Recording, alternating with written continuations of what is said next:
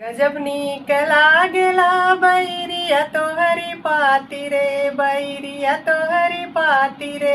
जवने बिचवा काटवऊ ना होई छोटी ना नदी, अरे जवने बिचवा काटवऊ ना होई छोटी ना नदी। गजब नीक लागेला ससुर तोहरी बोली हो, ससुर तोहरी बोली हो।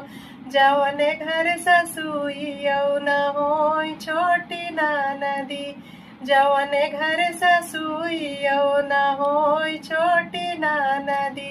गजब नीक लागेला बैरिया तोहरी पाती हो, बैरिया तोहरी पाती रे। जवने बिचवा काटवौ न होई छोटी ना नदी।